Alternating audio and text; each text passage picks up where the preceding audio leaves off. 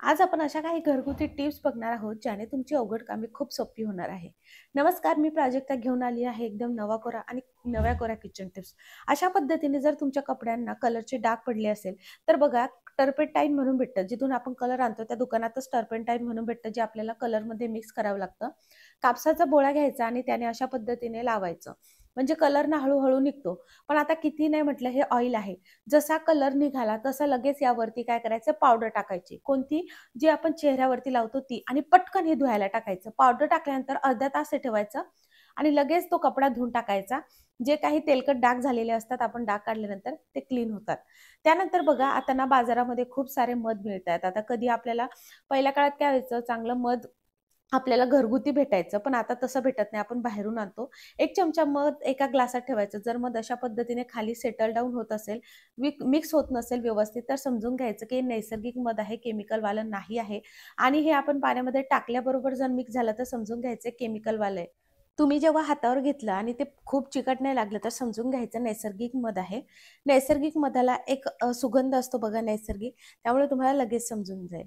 त्यानंतर तिसरी kitchen tips आहे, ती म्हणजे आपल्या चेहऱ्यासाठी एक बटाटा स्वच्छ धुवून घ्यायचा आहे. त्याचा अर्धा काप बाजूला ठेवायचा आणि अर्ध्या कापाला फोर्कने अशा पद्धतीने टोचे मारून घ्यायचे आहेत, जेणेकरून बटाट्याचा रस चांगला निघला जाईल. हे तुम्ही हवं तर चाकूने सुद्धा करू शकता, जे तुम्हाला इझिली करता येईल त्या पद्धतीने करायचं आहे. त्यानंतर रोज सकाळ संध्याकाळ तुमच्या चेहऱ्यावरती हे घासायचे. आता आपण हे कशासाठी करतोय, जर तुमच्या चेहऱ्यावरती वांग झाले असेल तर तुम्हाला हे असं घासून घ्यायचं आहे. असं केल्यामुळे चेहऱ्यावरील वांग हळूहळू जातात. जर चेहऱ्यावर वांग नसेल पण काळवटपणा आला असेल, जसं की फोरहेडला किंवा मग लिप्सच्या जवळ, तर ते सुद्धा जाण्यास मदत होते. रोज 5 ते 7 मिनिटं हे घासायचं. त्यानंतर बघा काय करायचं, जो अर्धा बटाटा आपण बाजूला ठेवला होता, तो बटाटा घ्यायचा आहे आपल्याला आणि त्याचं सालासकट घेतलाय बघा मी, तुम्ही हवं तर साल काढून घेऊ शकता. आणि आपल्याला हा किसून घ्यायचा. याच्यापेक्षा छोटा बटाटा घेतला तरी चालेल, जास्त लागत नाही बघा आपल्याला.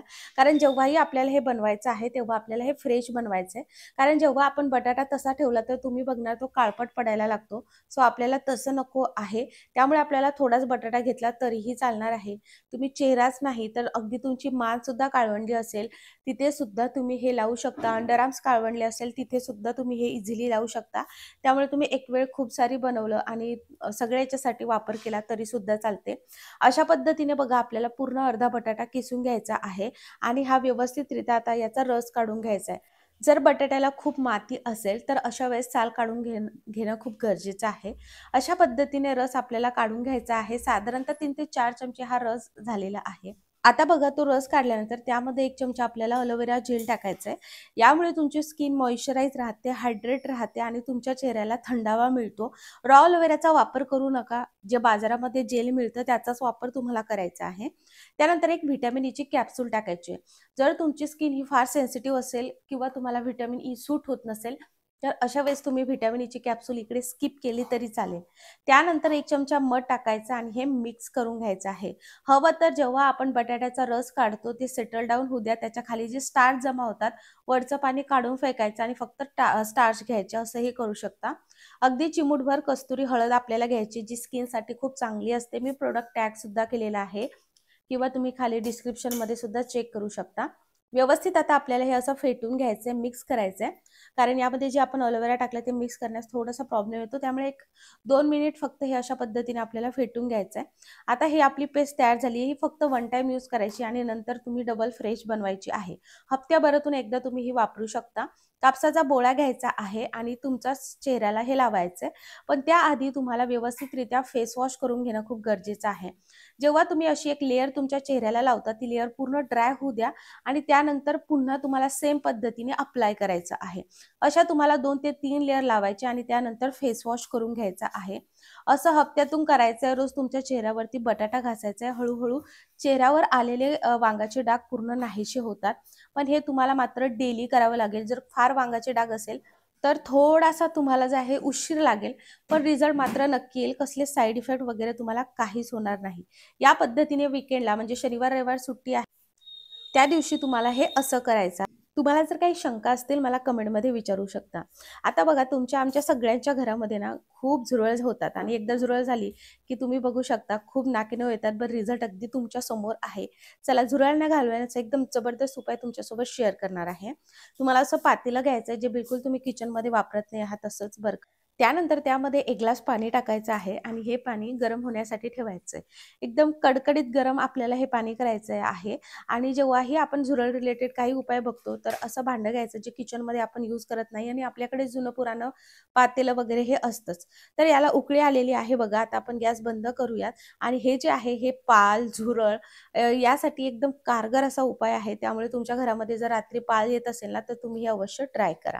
आता चला काय करायचं, एक डांबर गोळी घ्यायची आहे आपल्याला आणि त्याची पावडर करून घ्यायची आहे. या पद्धतीने बघा मी दगडाने ती व्यवस्थित त्याची पावडर करून घेतेय. आपल्या घरातील जो खलबत्ता असतो त्याचा वापर करू नका. अशा पद्धतीने व्यवस्थित पावडर करून घ्यायची. हवं तर न्यूजपेपरचा वापर करू शकता आणि नंतर खलबत्त्याने ते व्यवस्थित कुटून घेऊ शकता तुम्ही. त्यानंतर आपल्याला घ्यायचं आहे एक बाउल. यूज अँड थ्रोचे बघा आपल्याकडे असतात ना टिफिन, त्याचा वापर केला तरी चालेल. ही जी आता आपण पावडर करून घेतलेली आहे डांबर गोळीची ती मी एका बाउलमध्ये टाकलेली आहे. आता ही सगळी प्रोसेस ना तुम्ही त्या यूज अँड थ्रोच्या याच्यामध्ये करा, कारण डांबर गोळी आहे त्यामुळे किचनचे भांडे बिलकुल खराब झाले पाहिजे नाही. त्यानंतर बघा आपल्याला काय करायचं, जे गरम पाणी आपण करून घेतलंय ते यामध्ये टाकायचं. गरम पाणी यासाठीच केलंय आपण की ही जी काही डांबर गोळी आहे ती व्यवस्थितरित्या यामध्ये मेल्ट व्हावी म्हणून. आपण डायरेक्टली जर पाण्यामध्ये डांबर गोळी खाल्ली तर त्याचे खूप हार्मफुल असे फ्युम्स निघतात आणि जे आपल्या शरीरासाठी खूप घातक आहे. आपल्या घरातून झुरळ आणि पाली घालवायचे आहेत, त्यामुळे या गोष्टीची काळजी घ्यायची आहे. त्यानंतर 2 कापूरच्या वड्या घेतल्या, त्याची पावडर यामध्ये करून टाकलेली आहे. त्यामुळे या पद्धतीने करा, याचे फ्युम्स वगैरे काहीच क्रिएट होत नाही. त्यामुळे आपण आधी गरम पाणी करून घेतलेलं आहे. आता बघा जसं आपण यामध्ये गरम पाणी टाकलेलं आहे ना, ही डांबर गोळी यामध्ये मेल्ट व्हायला लागते बघा. याला ना कडक पाणी घेतल्यामुळे ही प्रोसेस खूप इझिली होते. हवं तर तुम्ही सरळ शॉट रूम टेम्परेचरवरचं पाणी घेऊ शकता. जसं आपण याला मिक्स करायला लागतो बघा, हे अशा पद्धतीने व्हायला लागले म्हणजे हे मेल्ट यामध्ये होत आहे. रूम टेम्परेचरवरचं जर पाणी घेतलं तर ही प्रोसेस व्हायला तुम्हाला जास्त वेळ लागेल. हवं तर ओव्हरनाईट सुद्धा तुम्ही ठेवू शकता, म्हणजे त्या पाण्यामध्ये पूर्ण डांबर गोळीचा असा स्मेल येईल. आपल्या घरामध्ये झुरळ आणि पाली एवढे आपला घरामध्ये पूर्ण घाण करून टाकतात की विचारूच नका. त्यामुळे हे नक्की ट्राय करा. आता आपल्याला यामध्ये टाकायचं आहे फ्लोअर क्लीनर. जे फ्लोअर क्लीनर तुम्ही वापरता त्या फ्लोअर क्लीनरचा वापर तुम्हाला इकडे करायचा आहे आणि हवं तर याचा स्मेल चांगला यावा, डांबर गोळीचा कुठेतरी वास थोडासा कमी व्हावा म्हणून तुम्ही कम्फर्टचा वापर करू शकता. त्यानंतर यामध्ये टाकायचा आहे अर्धा चमचा बेकिंग सोडा. व्यवस्थितरित्या आपल्याला हे मिक्स करून घ्यायचं आहे आणि आपले हे सोल्युशन तयार झाले. पण यामध्ये जो सगळ्यात शेवटचा इन्ग्रेडियंट घालणार आहोत हा पाली घालवण्यासाठी एकदम कारगर असा आहे. पाली झाली असेल तर मग तुम्हाला टाकायचं आहे लिक्विड डेटॉल आणि बस आपले हे सोल्युशन तयार झाले. हे सोल्युशन आता फार गरम आहे त्यामुळे तुम्ही रूम टेम्परेचरवरती हे सोल्युशन येऊ द्या. तोपर्यंत तर डांबर गोळी इझिली पूर्ण मेल्ट झालेली आहे आणि हे सोल्युशन आता झुरळांसाठी आणि त्याचबरोबर पालीसाठी एकदम जबरदस्त असं सोल्युशन बनलेलं आहे. कोणती स्प्रे बॉटल तुमच्याकडे असेल ती घ्यायची, नसेल स्प्रे बॉटल जुनी प्लास्टिकची बॉटल असेल त्यामध्ये त्याच्या झाकणला होल करा आणि त्यामध्ये हे टाका, ते पण सुद्धा होऊन जातं व्यवस्थितरित्या. तर आता यामध्ये पूर्ण थंड झाल्यानंतर मी टाकून घेते आहे बघा. तर अशा पद्धतीने हा स्प्रे तुम्ही एकदा बनवला तर तुम्हाला हप्ताभर 15 दिवस खूप इझिली जातो. फक्त एक गोष्टीची काळजी घ्यायची, घरामध्ये जेव्हा पाल येतात तर ती नेमकी कुठे कुठे फिरते हे आपल्याला माहिती असतं. सो तिथे पाल येण्याच्या आधी संध्याकाळी आपल्याला हे करायचं आणि हे स्प्रे करत असताना लहान मुलं आपल्या आजूबाजूला बिलकुल नसायला हवेत, कारण यामध्ये डांबर गोळी वगैरे आपण वापरली आहे. त्यामुळे या पद्धतीने रोज आपल्याला स्प्रे करायचा आहे. झुरळ पाली सगळे निघून जातात.